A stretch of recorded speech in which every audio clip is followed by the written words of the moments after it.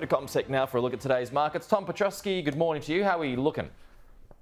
Pete, not too good actually. The futures are telling us we'll be down by a decent clip this morning, down by 0.8% for the ASX 200 when we kick off. So you could argue that we have just navigated the highlight of the month when it comes to the US markets, and it could very well turn out to be one of the greatest hits as far as the year is concerned, because essentially what we have seen overnight, Pete, is the cancellation of the view that the US central bank will be cutting rates in June, and this comes at the hands of yet another hotter than expected inflation report. The March CPI report marked the fourth consecutive month where we've seen more heat than what would be preferred in these measures. And the one to really focus on is what we call the core rate of inflation.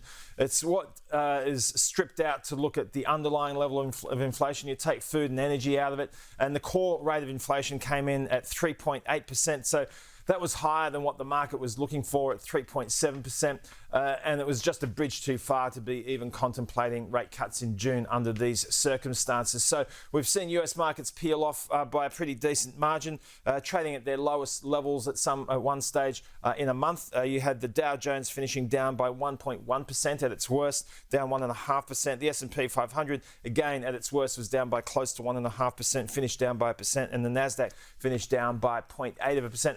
As you might imagine, Pete, there was a pretty brisk readjustment where interest rate markets are concerned. So bond yields higher. That means bonds have fallen in price. They're higher in terms of their yield. A two-year government bond up by 0.25%, almost 22 points to 4.97, just short of 5%. And a 10-year government bond north of 4.5% at 4.55.